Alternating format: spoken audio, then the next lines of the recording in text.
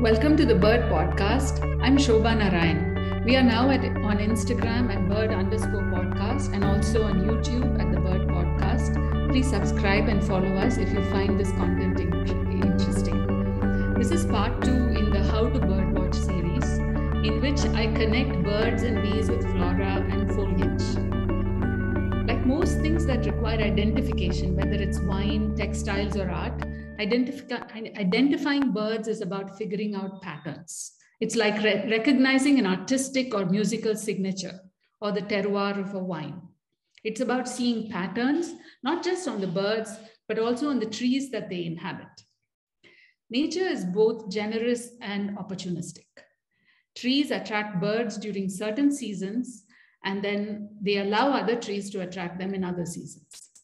For example, the red silk cotton tree near my house was agog with birds when it was flowering some time ago.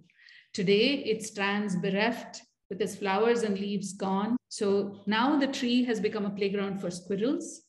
Meanwhile, the mohar tree across the street is in full bloom, attracting rose-ringed parakeets, bulbuls, barbets, and even wagtails occasionally.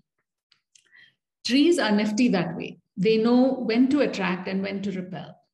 In his book, What a Plant Knows, A Field Guide to the Senses, biologist Daniel Shamowitz talks about how willow trees that are being attacked by insects release specific pheromones that can be smelled by the neighboring trees.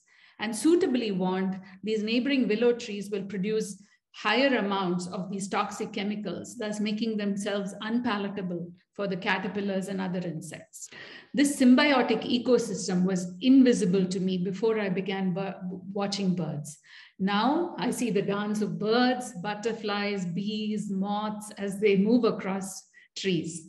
Mango to jacaranda to cassia to bauhinia to ficus to silk cotton, depending on the warp and the weft of seasons, or indeed the time of day. The male Asian koel calls when it's cloudy.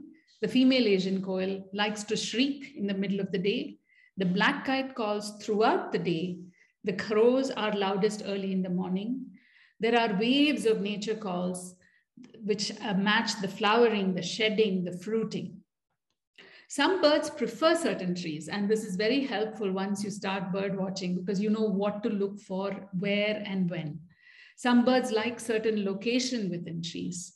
Spotted doves and Asian koels, for example, are very secretive, skulking birds that like to sit within the green foliage rather than look at the view from the top, like a kite does.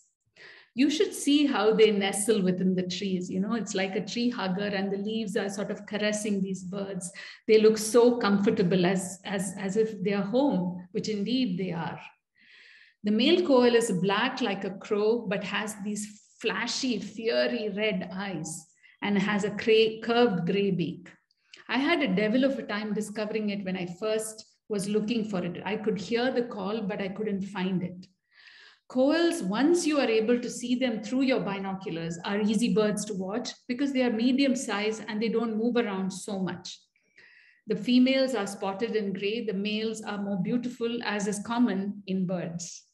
It is only in our species, the Homo sapiens, where the females preen and primp and are considered more beautiful than the males. In birds, it's the male that is the peacock, that is the more beautiful.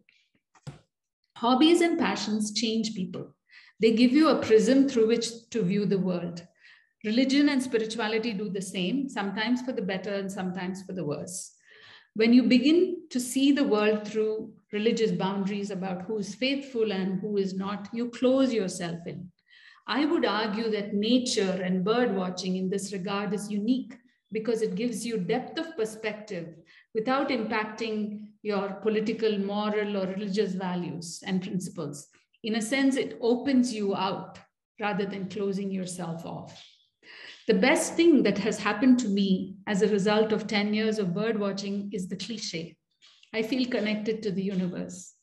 Let me be clear. I don't think you wake up one morning and suddenly feel at one with the cosmos. It is a gradual process of shedding layers of human armor that we have all built around ourselves. And the way it happened for me, and I'm no means at the end yet, It has to do with connecting multiple species and seeing a greater whole. Once I started paying attention to birds, I started noticing butterflies that flitted around. I began identifying butterflies. And then I started noticing the carpenter bees that were huge and black and flew around like drunk people. They had shiny backs. Then I began taking kindly to the lizards that inhabit my home. I began looking at moths, and then I was curious about what is the difference between moths and butterflies.